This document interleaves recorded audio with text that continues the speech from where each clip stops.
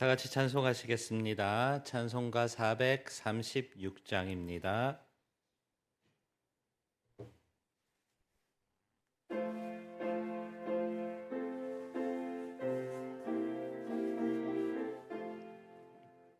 나 이제 주님의 새 생명 얻은 몸, 옛 것은 지나고 새 사람이로다.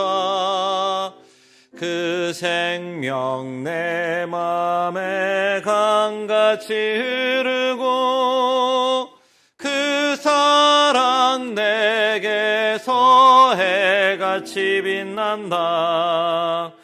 영생을 누리며 주 안에 살리라.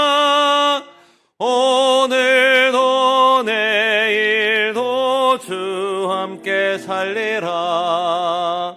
주 안에 감추인 새 생명 얻으니 이전에 좋던 것 이제는 값없다. 하늘의 은혜와 평화를 맛보니 찬송과 기도로 주 함께 살리라. 영생을 누리며 주 안에 살리라. 오늘도 내일도 주 함께 살리라. 산천도 초목도 새 것이 되었고 죄임도 월수도 친구로 변한다. 새 생명 얻은 자 영생을 누리니 주님을 모신 맘 새 하늘이로다. 영생을 누리며 주 안에 살리라. 오늘도 내일도 주 함께 살리라. 주 따라가는 길 험하고 멀어도 찬송을 부르며 뒤따라가리라. 나 주를 모시고 영원히 살리라.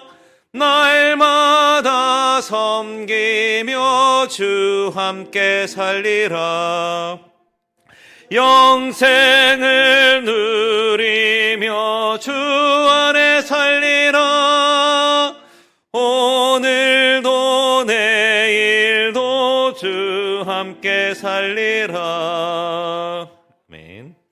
185장 찬송하시겠습니다. 185장입니다.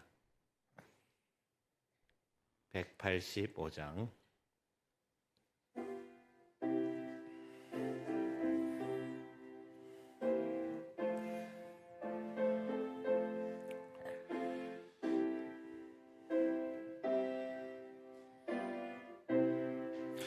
이 기쁜 소식을 온 세상 전하세. 큰 환난 고통을 당하는 자에게 주 믿는 성도들 다 전할 소식은 성령이 오셨네.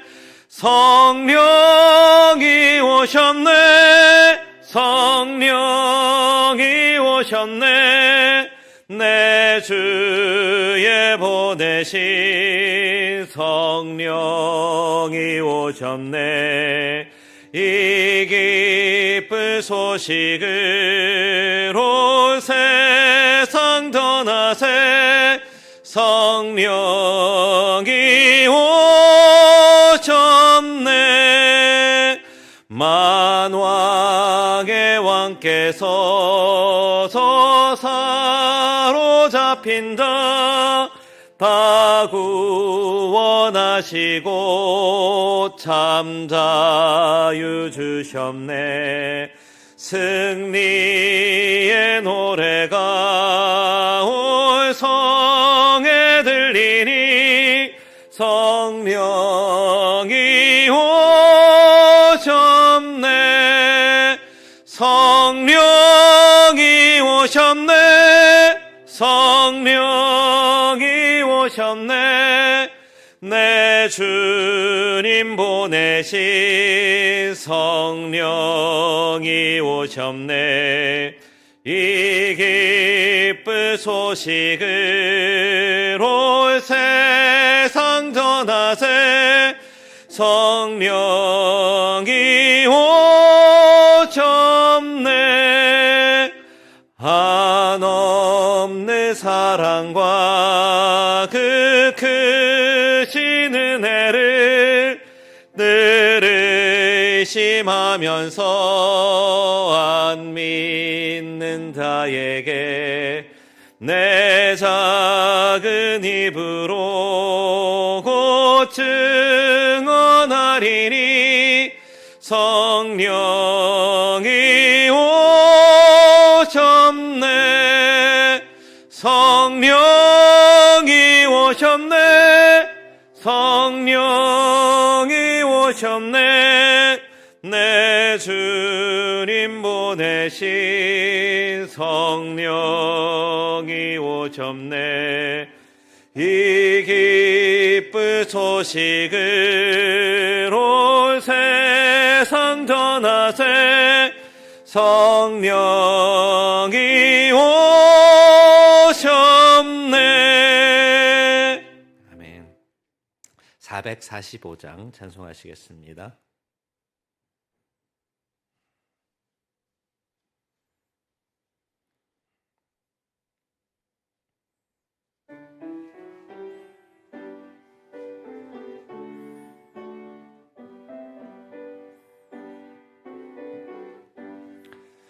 대산을 넘어 험곡에 가도 빛 가운데로 걸어가면 주께서 항상 지키시기로 약속한 말씀 변치 않네.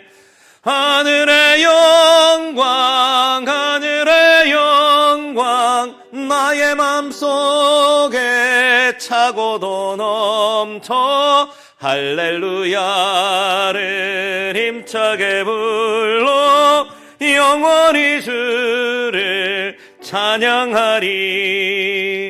캄캄한 밤에 다닐지라도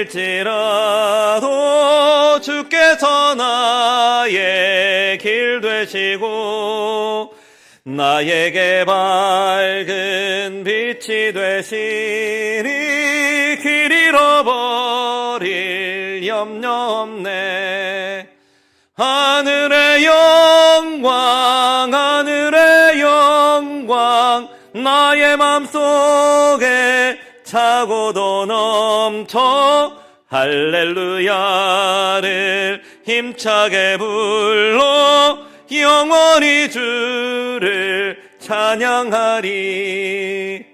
광명함 급인 마음의 바다 찬란한 천국 바라보고 할렐루야를 힘차게 불러 날마다 빛에 걸어가리.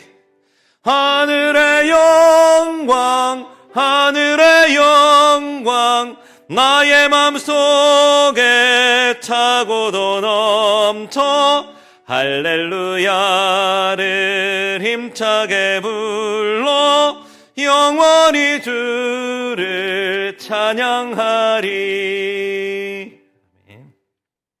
302장 찬송하시겠습니다.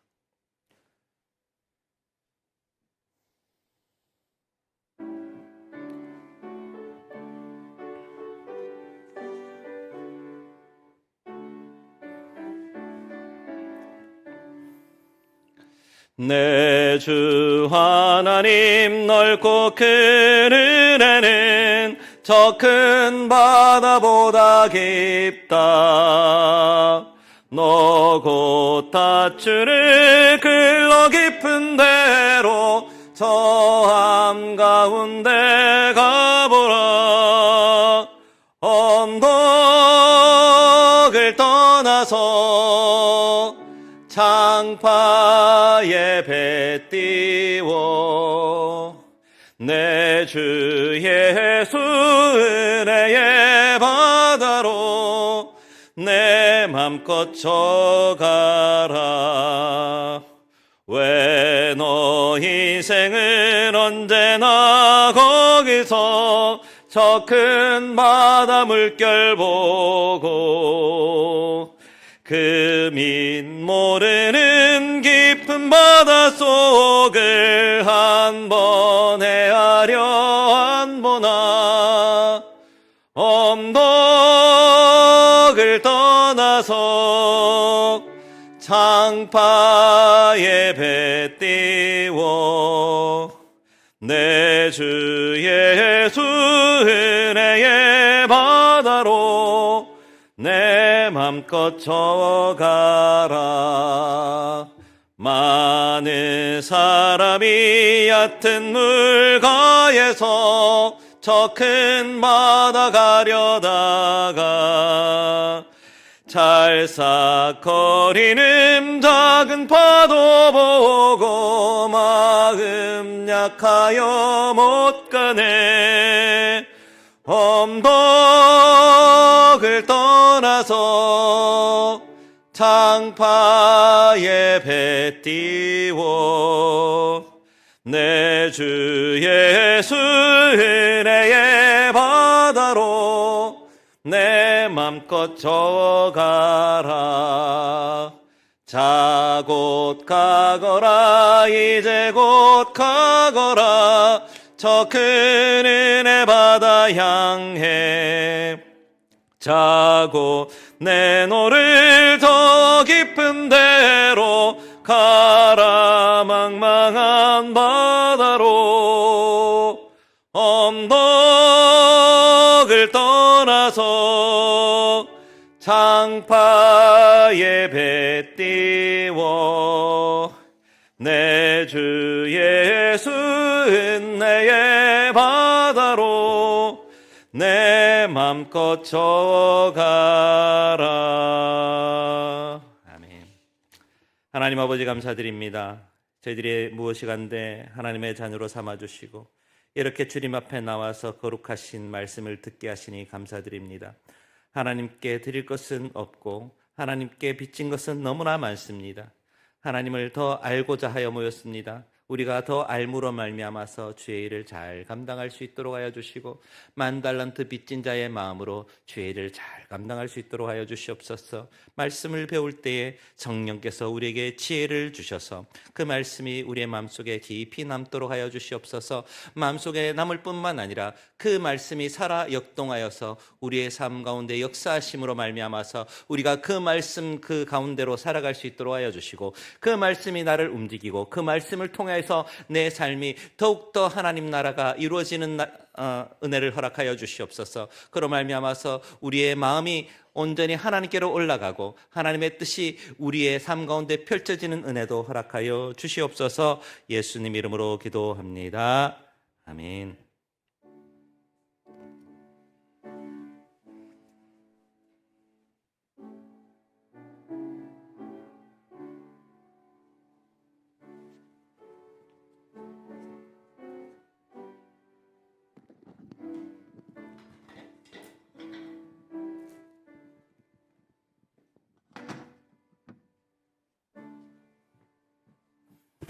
하나님 말씀 보겠습니다. 하나님의 말씀은 에스라 1장 1절에서 4절 말씀입니다.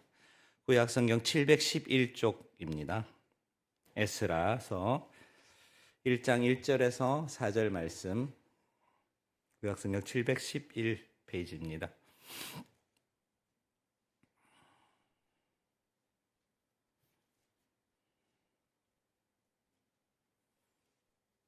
에스라 1장 1절에서 4절 말씀을 길지 않으니까 우리 다 같이 한 목소리로 다 같이 읽도록 하겠습니다. 바사왕 고레스 원년에 여호와께서 예레미야의 입을 통하여 하신 말씀을 이루게 하시려고 바사왕 고레스의 마음을 감동시키심에 그가 온 나라에 공포도 하고 조소도 내려 이르되 바사왕 고레스는 말하노니 하늘의 하나님 여호와께서 세상 모든 나라를 내게 주셨고 나에게 명령하사 유다 예루살렘의 성전을 건축하라 하셨나니 이스라엘의 하나님은 참 신이시라.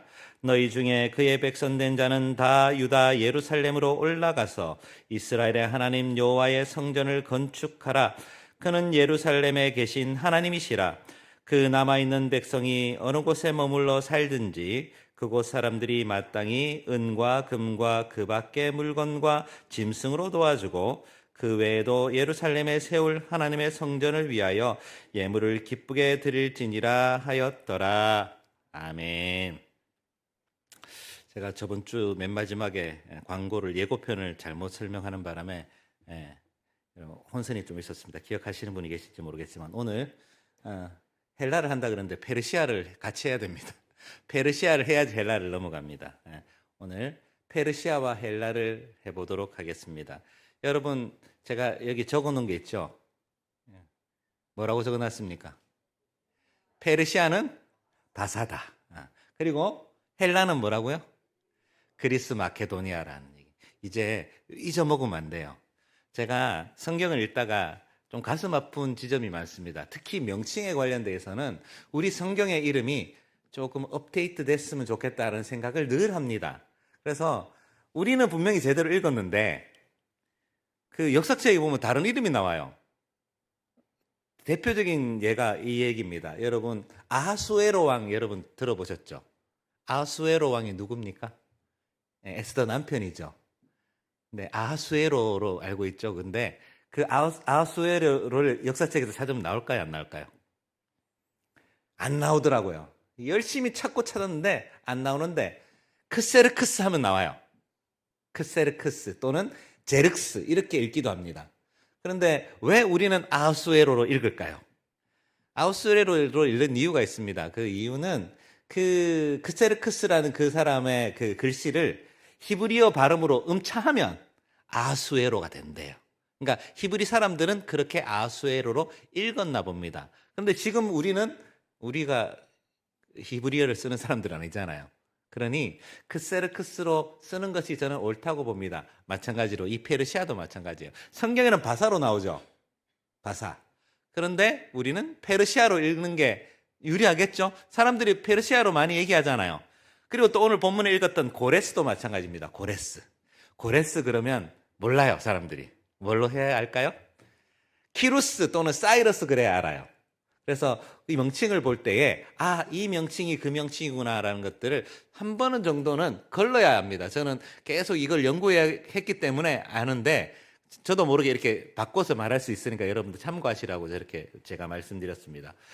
저번 시간에 바벨론 얘기를 해드렸죠. 짧게 요약하면 그렇습니다. 바벨론의 포로로 잡혀갔을 때에 이스라엘 백성의 상태가 어땠습니까? 무척 좋지 않았죠. 요시야 임금이 죽는 바람에 이스라엘이 완전 국운이 기울었죠. 그래서 그 어떤 나라를 선택하지 않았던 그 요시야 왕인데 요시야 왕이 애굽 왕에게 죽으니 어떻게 됐습니까? 그 나머지 왕들은 두렵고 떨어서 어떻게 됩니까? 친 이집트 정책을 펴버렸다고 얘기했죠. 그래서 여호아하스, 여호야긴, 여호야김 이 임금들 모두가 친 이집트 정책을 폈어요. 그러면 친 이집트 정책을 피면 그 반대에 있는 바벨론이라는 나라는 좋아했겠습니까? 엄청나게 싫었겠죠. 그래서 요놈 보자. 우리나라하고 굉장히 비슷한 장면이 있습니다. 그죠? 우리 옛날에 그런 적이 있죠. 청나라하고 명나라 한참 싸울 때 어떤 일이 있었습니까? 우리가 명나라의 4대 예를 정말 잘했죠. 그래서 광해군이 어떻게 합니까? 광해군이 명나라한테도 잘하고 청나라한테도 잘하는 우리 그 국사 시간에 배웠죠. 교린정책이라는 걸 했습니다. 그러니까 균형 외교, 요즘 말하는 균형 외교를 한 거예요. 했는데 청나라가 그것을 굉장히 싫어하는 바람에 청나라가 힘이 세져서 어떻게 됩니까? 그래서 일어난 것이 바로 병자호란이잖아요. 병자호란 때문에 우리나라가 크게 순환을 겪었죠. 이스라엘도 이어 비슷했습니다. 바벨론은 왕성해졌고 이집트는 기울어 갔는데 이스라엘은 누구를 택합니까? 이집트를 택해버렸습니다. 그러니 이게 뭔가 줄을 잘못 쓴 거예요. 그래서 바벨론에 침공을 당해서 아주 심각하게 황폐하게 됩니다. 완전 나라가 풍비박산이 되고 예루살렘 성 자체가 그 사람이 한 사람도 살지 못하는 그런 땅이 돼버렸습니다. 그 느부갓네살 왕이 쳐들어와 가지고 완전 초토화를 시켜버린 거죠. 그런데 문제는 그 일 이후라고 얘기를 했습니다. 그때 이스라엘 백성들이 바벨론의 포로로 잡혀갔잖아요. 70년 동안 포로 생활을 하면서 그들이 아무것도 안 하면서 신세 한탄만 하고 살았을까요? 그렇진 않았나 봅니다. 뭘 했습니까? 같이 모여서 성경책을 집필합니다. 자, 우리가 이렇게 된 것은 하나님의 말씀을 지키지 않아서 그렇게 된 것이다. 우리들의 잘못이 크다. 회개하면서 그들이 모여서 한 것이 성경을 모아서 집필했습니다. 그래서 모세 오경의 집필 과정이 이때 기록된 것이고, 그리고 창세기를 비롯해서 창세기, 출애굽기, 레위기, 민수기, 신명기 다 기록됐는데 그 바벨론 때 지어졌다는 가장 큰 증거가 뭐라고 얘기했습니까? 기억나십니까? 그렇죠. 바벨탑 얘기가 거기 나옵니다. 여러분, 이스라엘 천지 창조를 할 그때 당시에 바벨론이라는 나라가 있을 수 있을까요? 있을 수가 없는 구조가 안 맞아요. 그러니까 창조의 그 시기랑 바벨이라는 말이 맞진 않죠. 근데 이스라엘 백성의 마음속에는 어떨까요? 이 바벨론, 이 나쁜 장차 망해야 될 그 성이 우리를 이렇게 힘들게 했다라는, 그리고 또 언어를 바꾸게 된 그 원인도 거기에 있다라고 생각해서 바벨탑이 창세기 11장에 탁 들어간 겁니다. 그리고 창세기 1장과 2장의 창조설화가 좀 다르다고 얘기했죠. 창조 얘기가 구조 자체가 달라요. 1장의 얘기는 가만히 뜯어보면 바벨론의 마르둑이 만들었던 그 신화의 얘기가 굉장히 비슷합니다. 여러분, 요거는 임명진의 성경 이야기 그대로 나옵니다. 그대로 나옵니다. 거기에 언급되어 있는 건 그렇습니다. 그리고 2장은 어떻습니까? 히브리 구전으로 내려온 창조 신화예요. 무슨 얘기 나옵니까? 아담의 갈비뼈를 이렇게 끄집어내가지고 하와를 창조하시는 장면이 나오잖아요.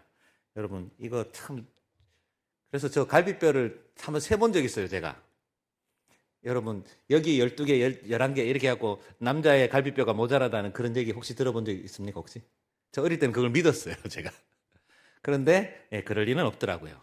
그럴 리가 없습니다. 그래서 아담이 다른 여자한테 눈을 팔면 누구냐 하와가 가만히 보면서 갈비뼈 숫자를 셌다는 얘기 있잖아요. 처음 듣는 얘기십니까? 그런 얘기가 이제 나오게 된 것이죠. 그게 어떻게 보면 히브리 창조 이야기입니다.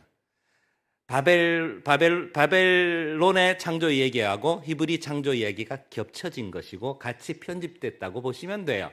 그래서 제사장 문서가 있고, 그리고 또 엘 문서, 이 문서, 그리고 또 신명기 문서, 이렇게 다 나눠지는 이유도 말씀드렸습니다. 왜요? 사람들이 다 같이 모였는데 자기가 알고 있는 성경의 배경이 다 다른 거예요. 어떤 사람은 엘 문서에 대한 설화를 갖고 있는, 이야기를 알고 있는 사람, 어떤 사람은 제사장 그룹에서 알고 있는 모세오경의 얘기들이 하나씩 모이니까 이 성경이 이렇게 탁, 어떻게 보면 그 이야기들 자체가 조금 매끄럽지 못하게끔 돼 있는 성경들의 구절이 나온다 그랬죠.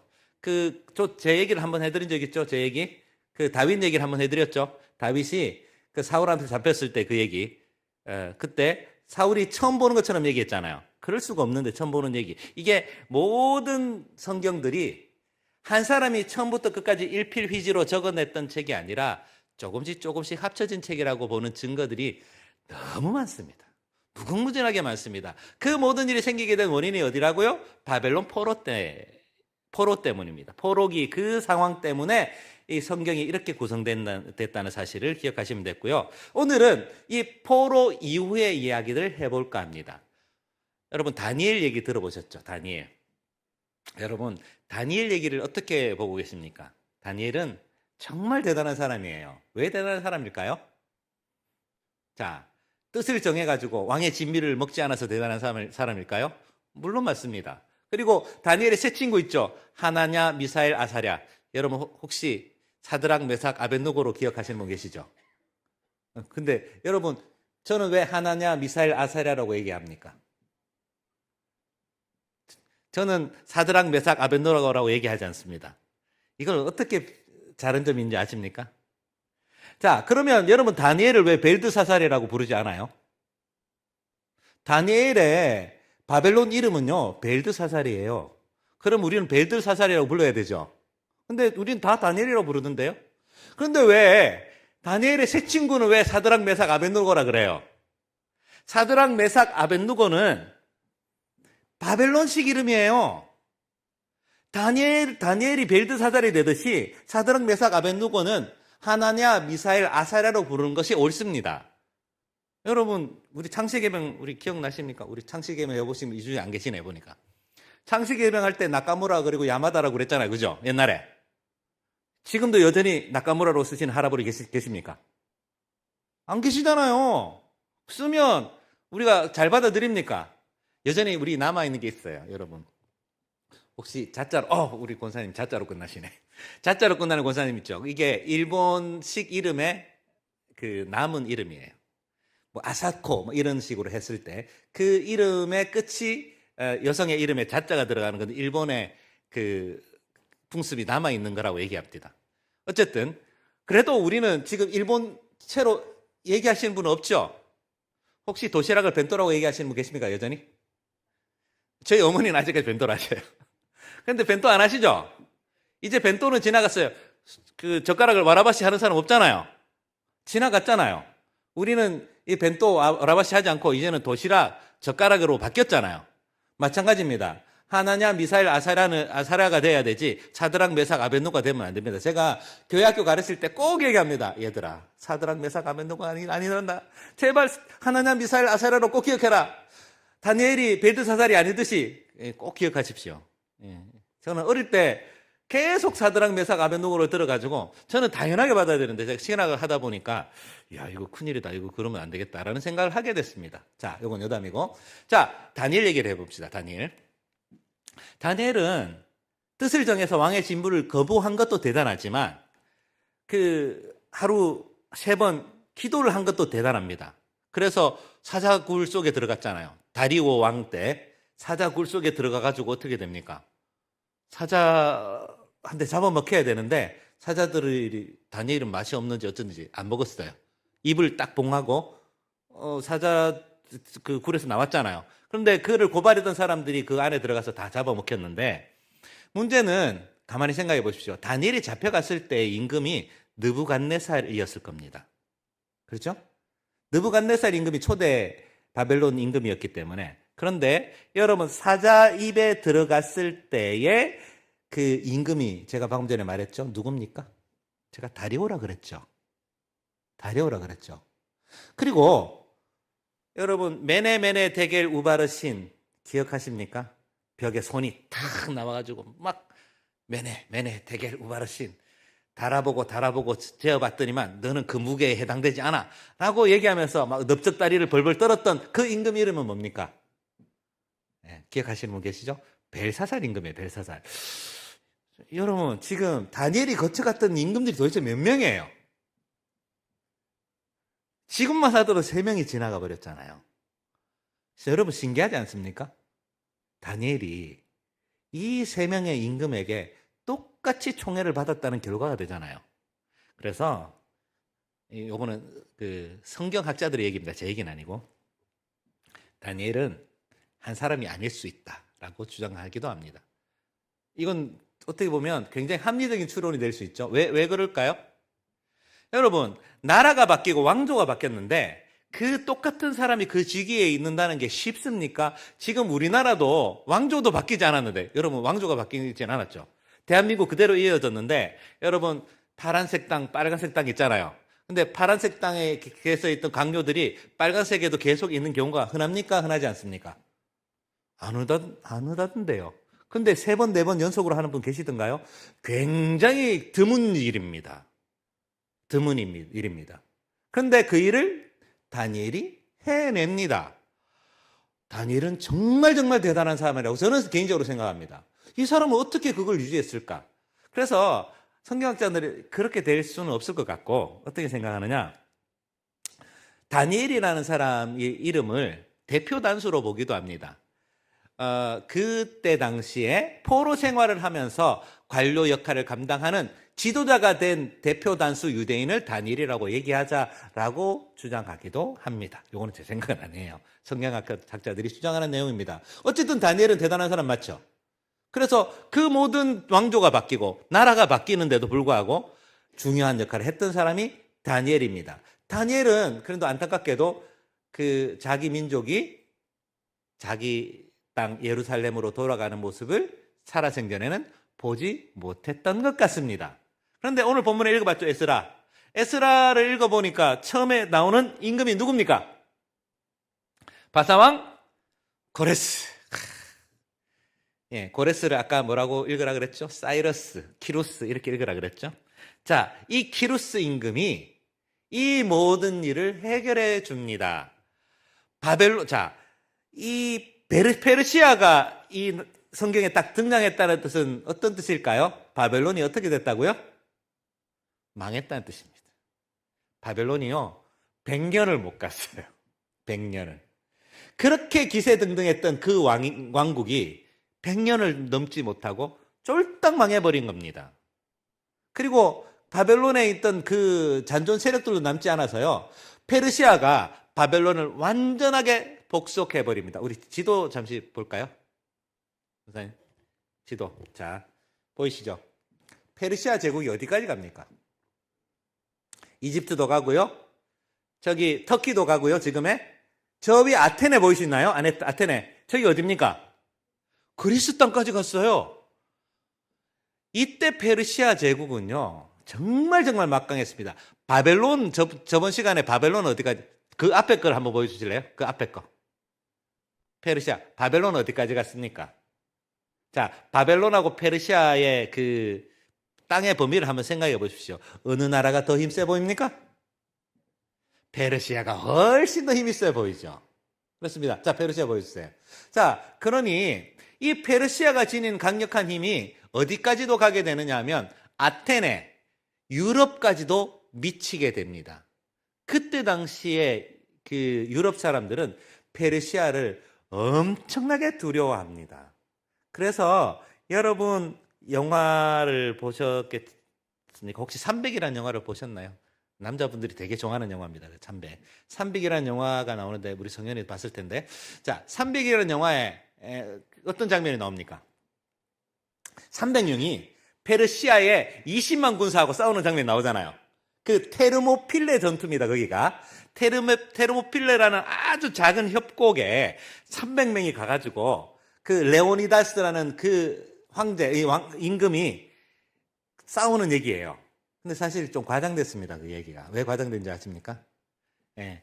그렇게 많은 사람들이 오지도 않을 뿐더러 300명이 그렇게 오랫동안 그렇게 막지도 못했어요. 짧게 그렇게 막았던 얘기고 완전하게 다 전사해버립니다. 전사해버려서 그때 이후로는 어떻게 보면 그 페르시아가 막 힘을 못 썼다 이렇게 얘기하지만 그렇지는 못했어요. 진짜 그 전쟁은 언제였느냐? 마라톤 전투하고 살라미스 해전 자체가 굉장히 큰 전쟁입니다. 여러분 마라톤 전투 들어보셨습니까? 마라톤은 뭐예요? 달리기잖아요. 달리기. 근데 마라톤이 생기게 된 이유가 그렇잖아요. 그리스, 지금의 마케도니아 그리스라 그랬죠? 그 사람들하고 페르시아하고 전쟁을 한 거예요. 전쟁을 했는데 이 그리스가 이겼어요. 이겨가지고 막 어떤 사람이 뛰어와가지고 오랫동안 뛰어왔죠. 왜 뛰어갔는지 아십니까 혹시? 왜 뛰어갔을까요? 소식, 아니 뭐 정보를 보내든지 뭐 며칠 있다 보내면 안 됩니까? 왜 그럴 것 같아요? 여러분들 옛날 전쟁을 가만히 생각하셔야 돼요. 옛날 전쟁은 페르시아라는 나라 그리고 아수르라는 나라를 제가 한번 설명드렸죠. 아수르라는 나라가 어떤 나라였습니까? 전쟁 치르면 전쟁 후에 겪는 일들이 어떻다 그랬죠? 항복하지 않는 그 민족을 어떻게 대했습니까? 끔찍하고 잔인하게 죽여버렸다 그랬죠. 그렇지 않습니까? 그런 그 생각들을 유럽 사람들은 다 갖고 있었어요. 페르시아도 옛날에 아시리아처럼 그렇게 잔혹한 사람이다라는 생각을 해왔었어요. 그래서 좀 그 전쟁이 지면 우리 아빠, 우리의 남편이 전쟁에 지면 우리는 너무도 잔혹하게 죽을 수 있다 생각해서 다 자결할 생각을 했었어요.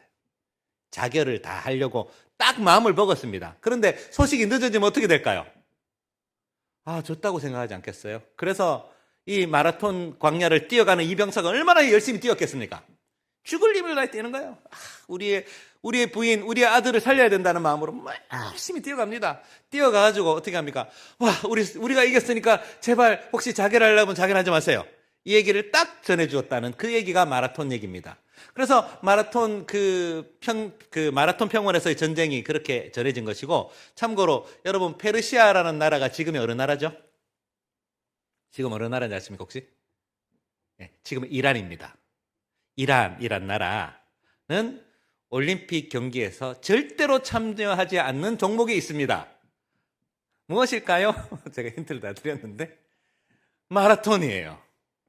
이란 마라톤 선수 없습니다. 물론 뛰긴 뛰겠죠. 마라톤 선수가 없고요. 절대로 국제대회에 참여하지 않는 종목이 바로 마라톤입니다. 자기들의 오명이 드러나 있는 종목이 마라톤이거든요. 그래서 이란 사람들은 마라톤 치러요. 마라톤 하는 순간 우리가 졌다는 그걸 다시 한번 되새기게 되니까 싫어합니다. 자, 이 페르시아가 오랫동안 강성하고요. 이집트까지 다 점령했잖아요. 점령해서 아테네 사람, 그리스 사람, 유럽 사람들은 페르시아가 쳐들어오는 그 날을 늘 두려워하면서 생각했습니다. 그러니까 언제 쳐들어오지? 이번에는 싸워 이길 수 있을까? 자그마치 3번이나 쳐들어가요. 3번이나. 3번이나 쳐들어갔는데 어떻게 됐습니까? 3번 다 져요. 한 번도 제대로 이기지 못한 전쟁입니다. 살라미스 해전, 테르모필레 전투, 그리고 또 마라톤 전투, 이런 전투로 페르시아는 갈 때마다 판판이 패배하고 돌아옵니다. 페르시아에게 이 유럽 땅은 정말 어떻게 보면 그림의 떡 같은, 어떻게 할 수 없는 땅이 됐습니다. 그래서 페르시아의 그 국운이 기울게 됩니다. 그런데 이 페르시아의 초대 황제가 누구라고요? 오늘? 고레스, 사이러스, 이 임금이에요. 근데 이 임금이 성경에는 어떻게 기록된지 아십니까? 성경에 고레스를 포악한 왕, 나쁜 왕, 끔찍한 왕으로 표현했을까요? 아니면 정반대로 기록했을까요? 여러분 이사야서를 읽어보시고 그리고 예레미야서를 읽어보시면 고레스를 어떻게 평가하는지 아십니까? 이사야서에 이렇게 기록되어 있어요. 우리의 목자 고레스, 이렇게 되어 있어요. 아니 이방 임금인데 왜 목자라 그래요? 웃기지 않나요? 아니 우리랑 종교도 다르고 아무것도 피 한 방울 안 섞여 있는 저 사람을 왜 목자라 그랬을까요? 이유가 있겠죠. 오늘 본문에 이유가 나옵니다. 어떻게 해줍니까? 고레스 왕 원년에 예레미야 입을 통하여 하신 말씀을 이루게 하시려고 고레스의 마음을 감동시키심에 조서를 내립니다. 그 조서의 내용이 뭡니까? 예루살렘 성전을 건축하게끔 이스라엘 백성을 풀어줘요. 아니 이게 말이 됩니까? 여러분 포로를 풀어준다는 게 보통 의미입니까? 여러분 출애굽기를 한번 읽어보세요. 출애굽기 때 파라오 임금이 자기 포로 유대인들 이스라엘 백성 안 놓아주려고 얼마나 버팅겼습니까? 자그마치 10번의 재앙을 견디면서 자기 민족 다 죽을 판이었잖아요. 10번의 재앙을 견디면서까지도 안 보내주는 그 포로입니다. 포로가 그만큼 귀하거든요. 포로는 이렇게 생각하시면 돼요. 재산 목록 1호예요. 여러분들이 지금 댁에 뭐가 있으십니까? 댁에 가장 중요한 재산 1호는 혹시 뭡니까? 자동차인가요? 자동차일 수도 있고 뭐 있겠죠. 그런데 옛날 고대 시대 때는 노예 하나가 자동차 몇 대 값이에요. 그렇게 생각하시면 돼요. 그러니까 이거를 잃어버린다는 것은 내 재산 목록 1호를 잃는 것과 똑같은 겁니다. 자, 나라의 입장에서도 마찬가지입니다. 페르시아가 바벨론을 점령해가지고 바벨론의 포로였던 이스라엘 백성들이 고스란히 자기들의 포로가 됐잖아요.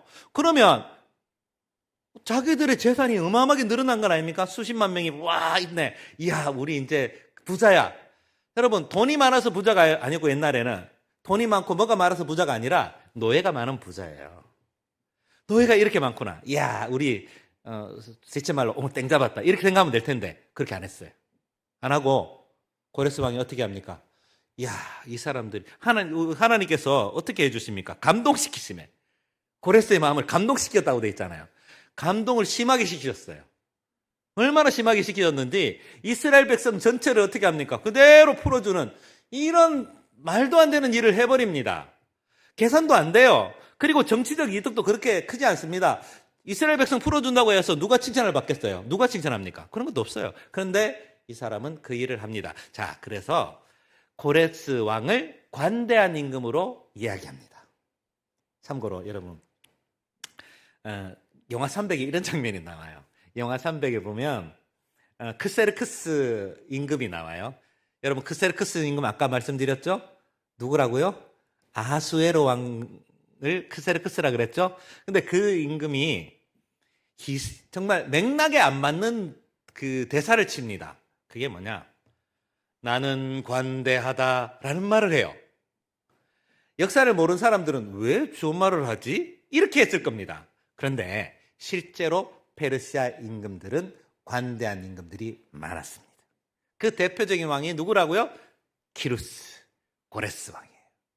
고레스 왕은 철저하게 이민족들을 포용하는 정책을 폈습니다.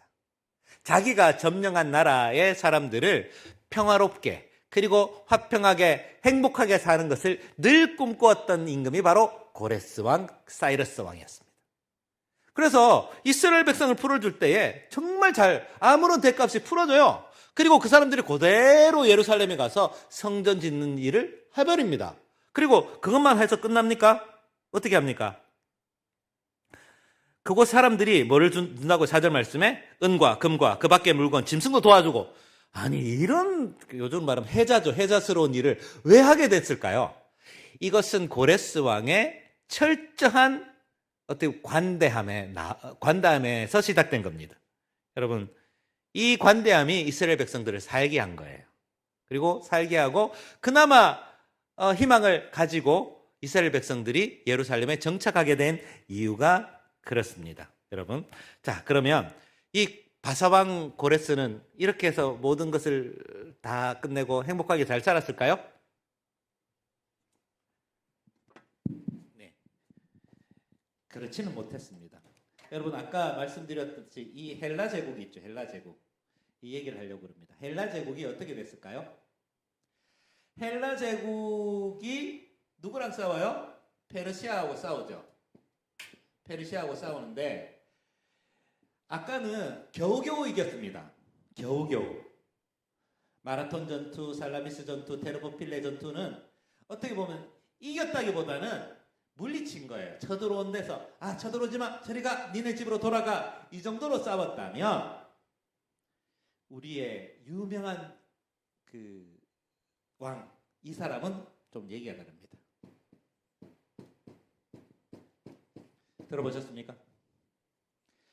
이분은 들어볼 수밖에 없죠. 남자들은 다 아는 임금이 이 알렉산더입니다. 알렉산더, 헬라 왕 알렉산더는 지금으로 말하면 북마케도니아 사람이에요. 여러분, 북마케도니아 검색해 보시면 이 나라가 잘 사는 나라일까요? 잘 살지 못하는 나라일까요? 혹시 북마케도니아 잘 산다는 얘기를 들어보셨습니까? 그렇진 않아요. 그리스도 마찬가지입니다. 그리스 저도 한번 가봤는데요. 신혼여행으로 가봤는데 거기가 굉장히 날씨가 안 좋아요. 척박하고 땅도 안 좋습니다. 그래서 거기서 기를 수 있는 나무 그 작물 해봐야 올리브 정도, 그 정도고 쌀 농사 벼농사 못해요. 그러니까 굉장히 힘들게 사는 나라가 바로 이 마케도니아하고 그리스였어요. 그래서 이 나라가 뭘로 먹고 살까요? 네, 무역으로 먹고 살아요. 무역으로. 그리스는 자기 땅으로 뭐 해볼 게 없어요. 아무리 땅 봐봐야 뭐 답이 안 나와요. 그래가지고 배 타가지고 저쪽 나라 침략해가지고 고기 있는 거 뜯어먹고 이렇게 해적질도 많이 하고, 그래서 그 나라가 바다의 해상 왕국입니다. 아까 살라미스 전투 얘기했죠. 살라미스 전투가 이겼던 이유가 그리스에 아주 우수한 배들이 많았습니다. 왜 우수한 배들이 많았을까요? 이 배들로 해서 무역선으로 많이 돌아다녔거든요. 그래서 그들은 해전에서 강했어요. 그래서 어마어마한 페르시아 군들하고 싸워서 이길 수 있었습니다.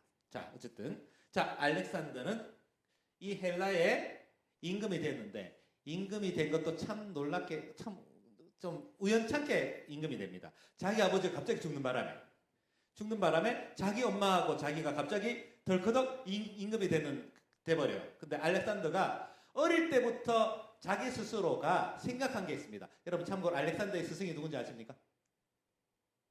알렉산더의 아주 근접해 있는 스승이 있습니다. 우리가 다 아는 사람이에요. 알렉산더의 스승은 누구일까요? 네, 여러분 그 그리스 철학자 그러면 떠오르는 이름 한번 쭉 불러오세요. 그 중에 하나 있어요. 자, 소크라테스, 또 누구 있어요? 플라톤, 또 누구요? 그렇죠, 아리스토텔레스. 맞아요, 아리스토텔레스가 플라톤의 스승이에요.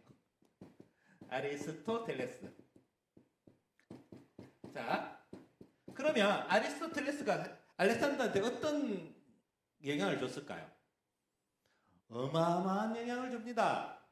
이 세상을 어떻게 살아야 될지, 그리고 또 이 나라, 그리고 이 온 우주, 이 세상이 어떻게 돌아가는지에 대해서 아리스토텔레스한테 직접 사사를 받는 직속 제자가 됩니다. 그러니까 소크라테스, 플라톤, 아리스토텔레스로 이어지는 철학의 적통 중에 하나가 이 알렉산더예요. 엄밀히 말하면. 근데 엄밀히 말해서 이 사람이 철학으로 유명한 게 아니라 뭘로 유명하죠? 싸움으로 유명하게 됐습니다. 그런데 이 사람이 싸우게 된 이유가 중요한 거예요. 이 이유는 아리스토텔레스로부터 받았던 이 철학을 다른 말로 이때는 이렇게 얘기합니다. 우리는 요거를 헬레니즘이라 그럽니다. 헬레니즘. 그러니까 헬라 철학에 아주 깊이 있는 사상들을 고스란히 전수해서 세상 모든 만방에게 이 헬레니즘의 사상을 전하기 위해서 전쟁을 시작한 사람이 바로 알렉산더예요. 그냥 싸우기 좋아해서 전쟁을 치른 게 아니라 아이고 저 미개한 사람들 같으니라고 내가 저 사람들한테 헬레니즘을 전해줘야 되겠다라는 생각으로 시작된 게 알렉산더의 정복 전쟁이었습니다. 분명한 의도가 있었어요. 그리고 이 알렉산더는 철학만 발달한 게 아니라 그 머리만 좋았던 게 아니라 뭐가 좋았는지 아십니까? 우리가 잘 아는 전투를 어마무시하게 잘했습니다. 얼마큼 잘했느냐? 여러분 그 히틀러의 전법 중에 전격전이라고 들어보셨습니까? 전격전. 들어보셨습니까? 안 들어보셨나요? 전격전이 뭐냐면 여러분 성이 이렇게 있으면 A 성이 여기 있고 B 성이 있고 C 성이 이렇게 있으면 내가 이쪽으로 쳐들어간다고 칩시다. 그러면 어떻게 쳐들어갑니까? A, 그 다음 B, C 이렇게 쳐들어가는 게 맞죠? 그렇게 맞잖아요. 그렇게 해야지 어떻게 보면 여기 A 성이 준비하고 B 성이 준비하고 C 성이 준비하잖아요. 그런데 전격전은 뭐냐? A, B를 쭉 건너뛰어서요 C로 쑥 가버립니다. 그래가지고 완벽하게 잡아먹고 이 A, B를 고립시키는 전쟁이에요. 완전 획기적인 전쟁이에요. 그때 알렉산더는 그런 전쟁을 했던 사람입니다. 그리고 여러분 아까 다리우스 얘기를 했잖아요. 그 다리우스라는 사람이 페르시아의 마지막 임금인데 다리우스 3세가 다리우스 3세의 그 군대가 한 60만 정도 됐대요.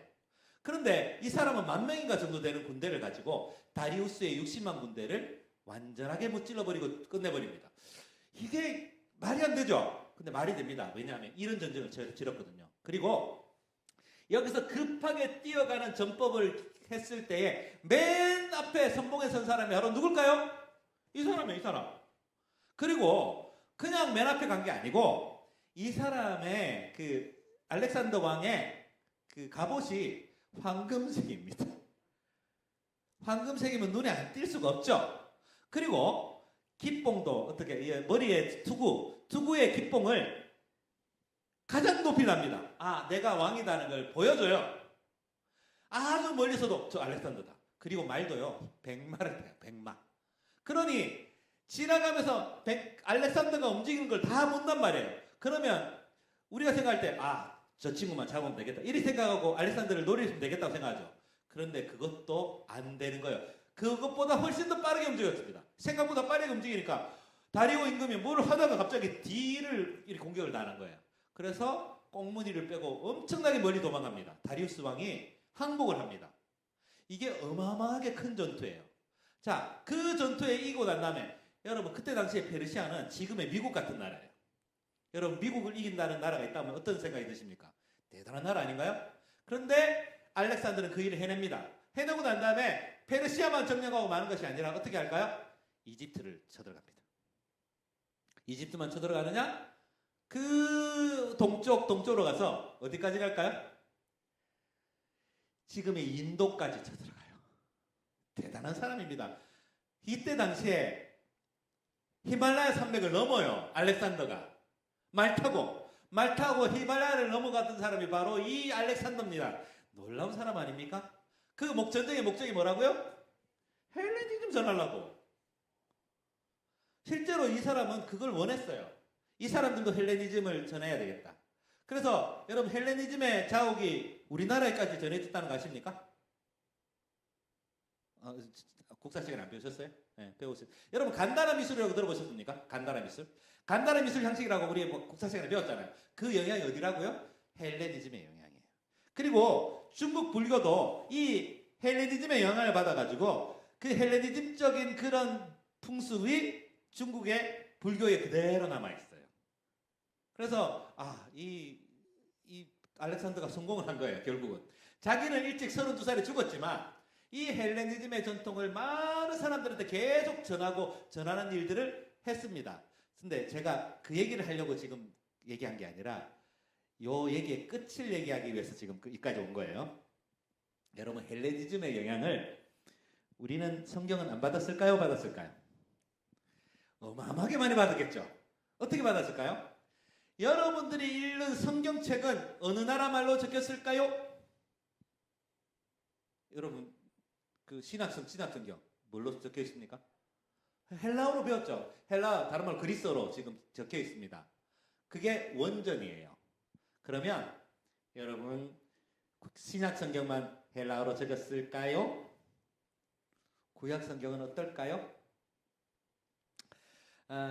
제가 예전에 한번 말씀드렸는데 성경에 원전이 있습니까? 없습니까? 원전.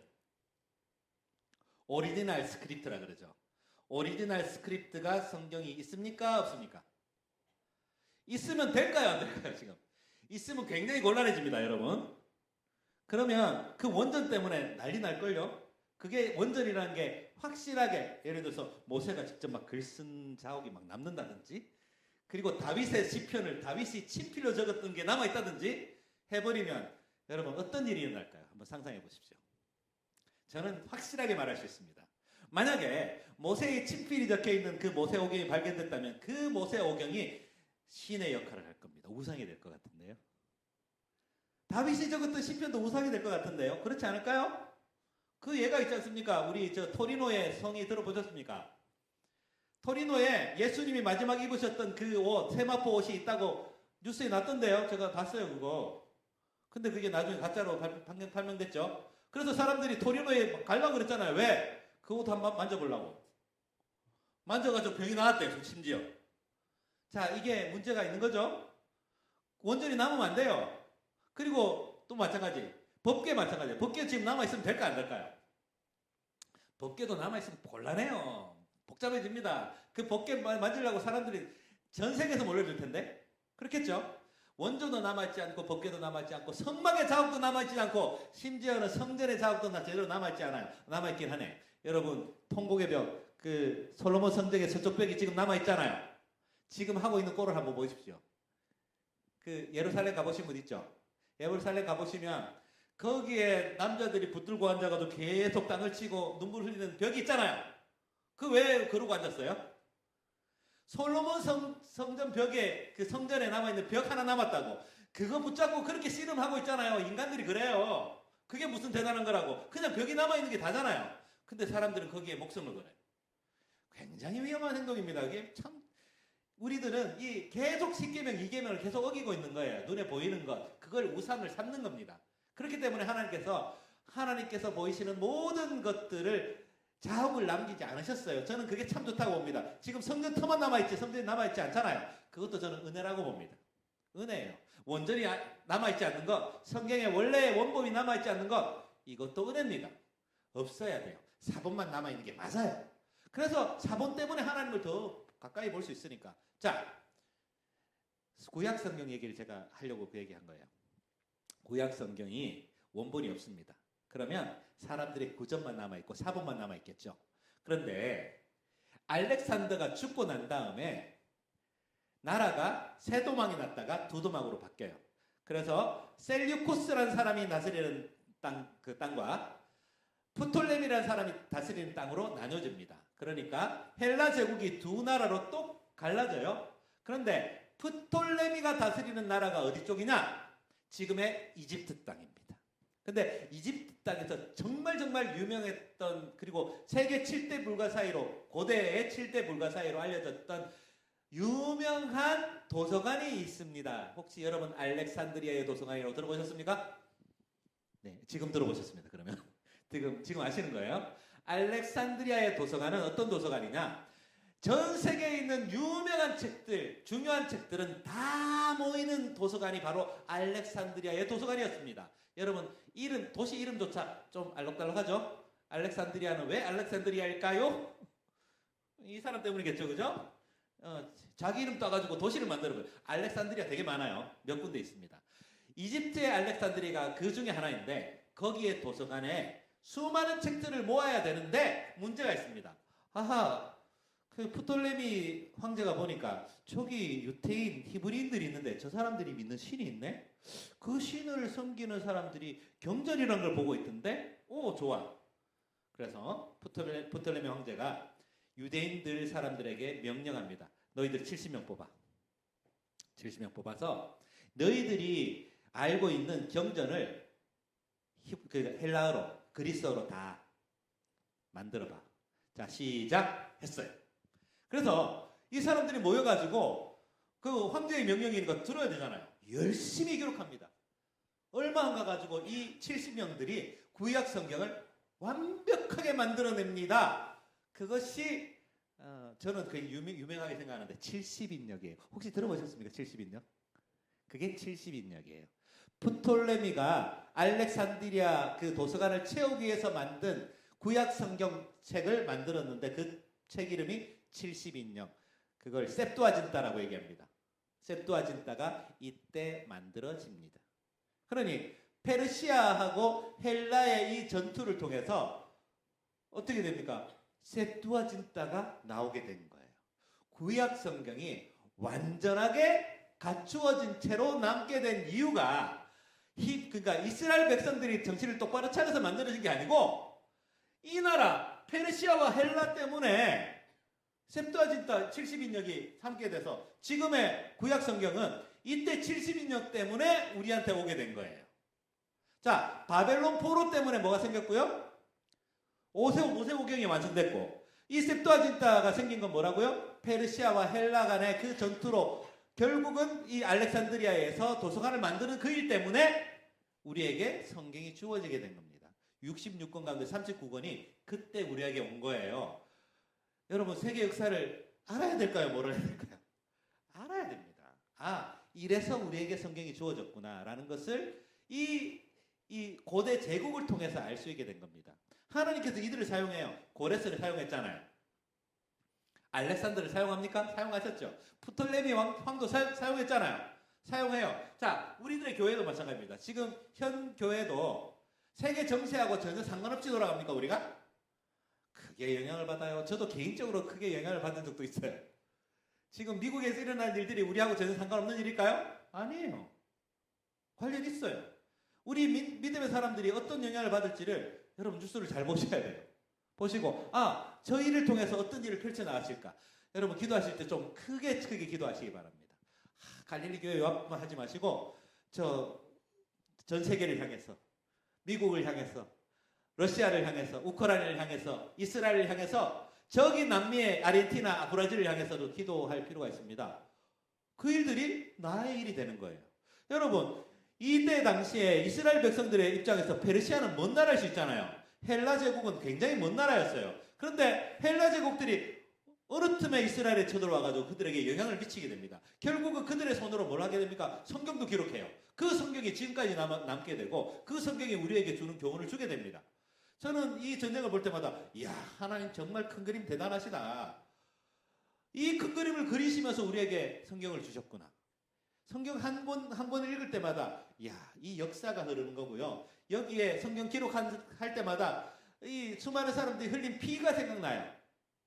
얼마나 많은 사람들이 죽어갔겠습니까? 이때 얼마나 많은 사람이 죽었습니까? 페르시아 사람들이 얼마나 많이 죽어갔고, 여기 헬라 사람들, 여기 막 알렉산더의 군대들은 얼마나 많은 희생을 치렀겠습니까? 그 희생이 치러지고 난 다음에 우리에게 주어진 것이 성경일 수도 있다는 얘기입니다. 그러니 세상을 크게 바라볼 수 있는 것이죠. 여러분, 이 헬라 제국, 페르시아 제국, 성경이 우리에게 주어지는 그 역할을 감당한 것이고요. 성경 읽을 때도 보면 그냥 지나가지 마세요. 바사, 그렇지, 페르시아가 우리에게 이런 좋은 일을 했지. 고레스 왕 생각할 때마다 아이고, 고레스 왕 대단하지. 참 그분이 어디 가셨는지 모르겠지만, 지옥에 가셨는지 어디를 가셨는지 모르겠지만 그분 덕택에 우리가 유익을 누리는 게 많아요. 그때 당시에 스룹바벨 성전을 지을 때 고레스 왕을 얼마나 찬양했는지 모릅니다. 많은 사람들이 기뻐했어요. 에스라서 올리겠잖아요. 에스라도 고레스를 굉장히 칭송합니다. 피 한 방울 안 섞여 있고, 그리고 일명씩도 없는 그 사람이 하나님의 감동을 받아서 우리를 해방시켜 줄 수 있다는 얘기입니다. 우리나라도 비슷하지 않습니까? 여러분, 우리나라가 해방된 것도 어떻게 해방됐습니까? 이름도 듣도 보도 못했던 그 안경 쓴 아저씨 있잖아요. 파이프 불고 있는 그 아저씨가 일본에 쳐들어가는 바람에 어떻게 됐습니까? 우리가 해방을 받게 됐잖아요. 메가더라는 사람하고 우리하고 무슨 관계가 있어요? 아무 관계가 없는 사람인데 그 사람을 통해서 우리가 해방을 얻게 됐잖아요. 이 모든 일이 그렇게 생길 수 있다는 얘기입니다. 하나님의 일은 기기묘묘하고 신묘막측합니다. 저는 성경을 볼 때마다 정말 놀랍다. 성경은 정말 세상을 다 품고 있구나. 여러분, 이때 당시에는 요 세상밖에 품지 못했지만 지금 성경이 쓰여진다면 저는 이렇게 봐요. 우주를 담을지 않을까. 하나님께서 우주를 담아서 우리에게 메시지를 주시지 않을까라는 생각도 해봅니다.